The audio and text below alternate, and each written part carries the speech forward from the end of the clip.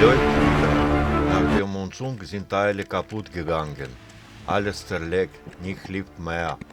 Aber ich bringe die Maschine heute wieder zum Laufen. Motor eingebaut. Warum mache ich zuerst die Maschine fertig? Weil ich sonst meine Projekt alte Fräsmaschine mit Geschichte nicht weitermachen kann. Ich muss hier erst weiterarbeiten und ich habe noch keinen Anschluss für alle Maschinen. Heute machen wir das. Da braucht man Strom.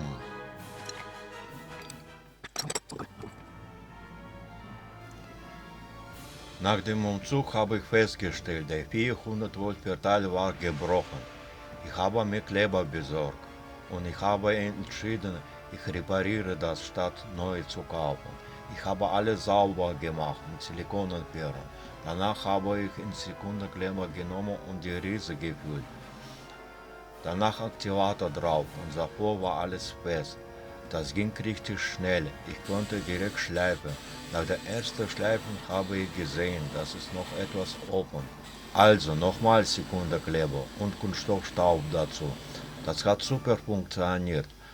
Dann nochmal geschliffen und das Ergebnis ist top. Ich bin richtig zufrieden damit. Den Kleber habe ich zum ersten Mal benutzt, habe ich auf YouTube gesehen.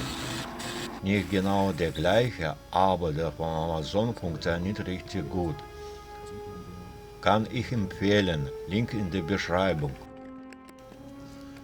Dann habe ich angefangen, alles sauber zu verlegen. Jetzt sieht es schon besser aus, nicht mehr so chaotisch. Das gelb-grüne Kabel geht auf den Erdungsblock. Das blaue Kabel kommt auf den Nullleiter.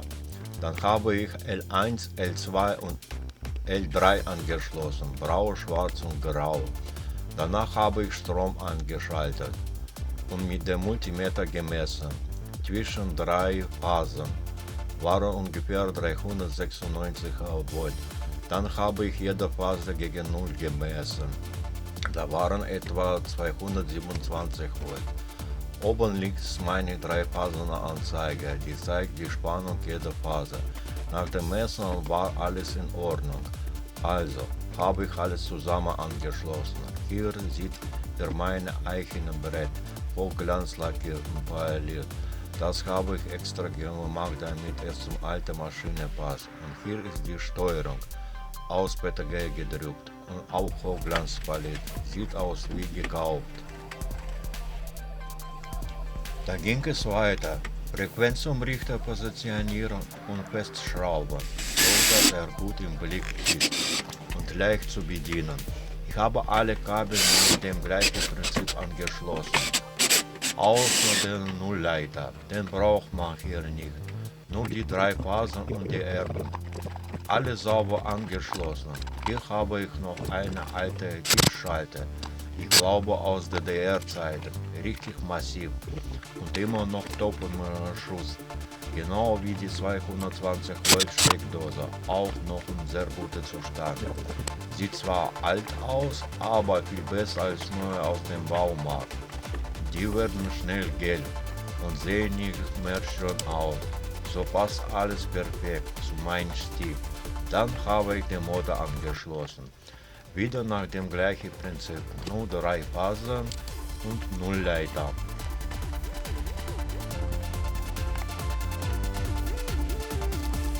Nachdem alle Kabel verbunden waren, ging es weiter mit der Lederriemen.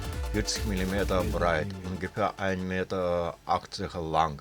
Die Enden habe ich um einen Stift verbunden, meine spezielle Lederklemmen. Ich habe dafür eine neue Lederriemen gekauft, alles selbst auf Länge angepasst und das Schloss angebaut. Ja, da sieht jetzt schon etwas dreckig aus nach etwa einem Jahr Nutzung.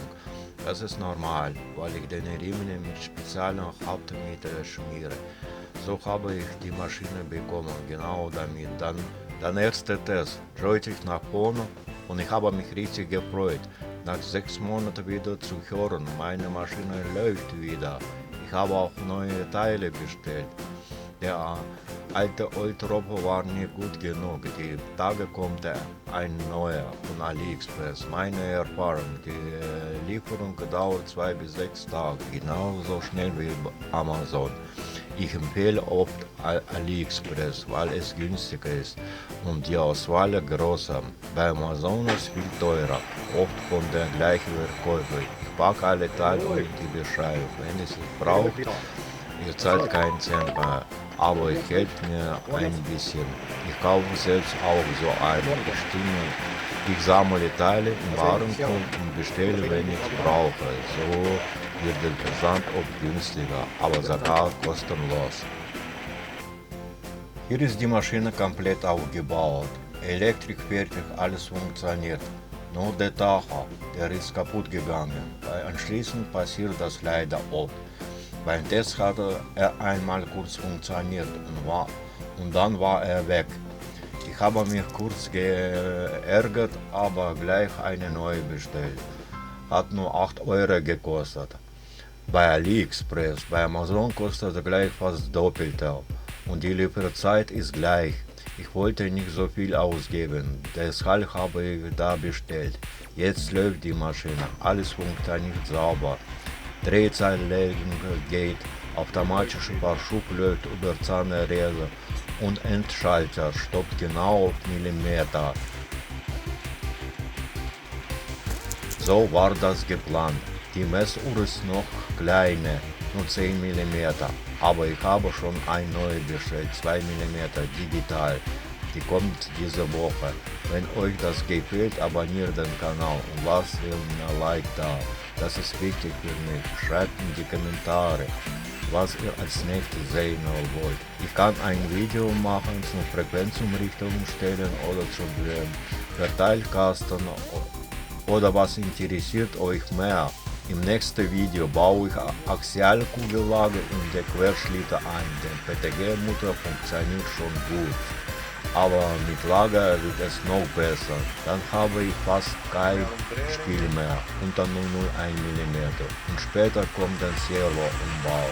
Ich habe schon vieles vorbereitet, auch die zweite Drehmaschine ist über 100 Jahre alt, da kommen Schwerlastsäulen dran, dann zeige ich euch noch. Bleibt dran, das wird richtig spannend.